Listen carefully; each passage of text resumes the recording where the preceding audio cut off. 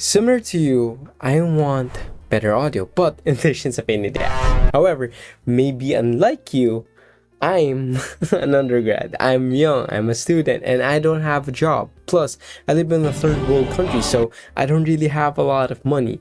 Meaning, I want to get the most for the least amount of money whenever possible. Hello, I'm Charles, and maybe just like you, I'm average. I'm an audio enthusiast, not an audiophile, professional audio engineer, nor a musician. As a matter of fact, I'm studying to become an electronics and communications engineer. So the things I learn focus more on the waves, the signals, and all the tech behind the things that actually make the sound or transmit it, and not on the actual quality of sound itself. Which begs the question, why should you listen to me? Well, for starters, I've mentioned me not having money, which is more common to the viewers than what other channels would actually consider or maybe even know about.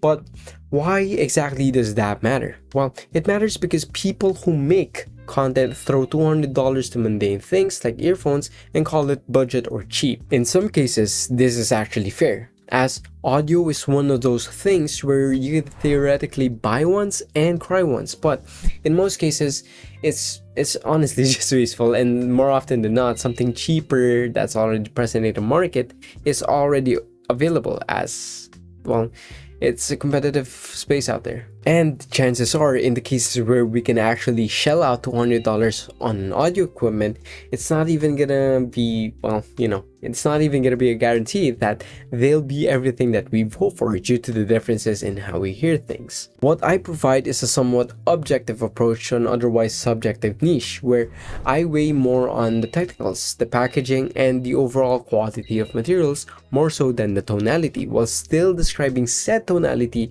with context to my preferences, where I lean more towards less bass but enough to feel the thump, neutral to forward mids to provide me with the warmth and the timbre that I look for in vocals, and highs that have recessed frequencies in the 10k Hz range to make sibilance less ear-piercing for me, yet still clear and airy sounding, all of which can be provided by products that costs under $100 or roughly around 5,000 pesos, with acceptable accessories, decent build quality, and an otherwise sufficient overall packaging. And while we're on the topic of what I put emphasis towards, simply put, I follow 5 principles when it comes to judging a specific IEM. The first one is the packaging plus accessories, which comes in at around 18%. Why? People like me are swayed by what they see, but what we see is not the entire story. Though this does influence buying decision by a marginal amount, so I have to respect it, as I fell victim to good-looking packaging a lot before. The second is the build, the comfort, and the shape, which is 22%. Why? If you can't wear good sounding audio equipment, then what good is that sound? Yes, this is subjective, but carefully engineered shapes and smaller sizes in general with decent quality housing will get you 50% of the way there. If those fails, then comfort pretty much goes out of the window. Third is tonality, which is subjective, 20%. Why? It's subjective, but I've established my preferences. So if my preferences align with yours, you can place more trust in my words to perform an informed decision and not waste your money. Fourth is the technicals, 30%. Why? Well, the technical capabilities of an audio equipment, specifically IEMs, are inherently objective and affects the overall performance of the product. And, well, it's the one thing that's pretty much going to be consistent for the most part. And lastly, number 5. Value for money at 10%. Why?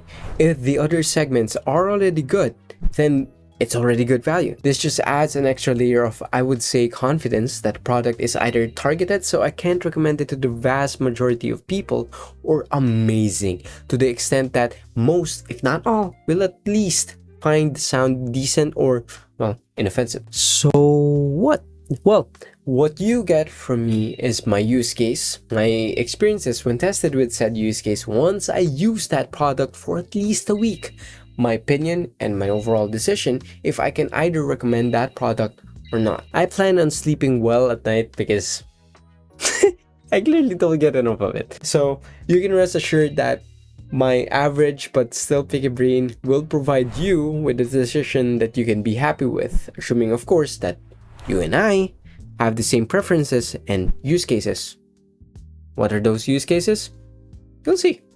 As for disclosures and everything related, I plan to abide by the way of being transparent to you in both what I'm providing, say an affiliate link, and what I'm talking about in each and every single review that I will eventually create. That's it. That's me. This is the channel. I'm Charles, and I review audio stuff so you don't waste money on junk.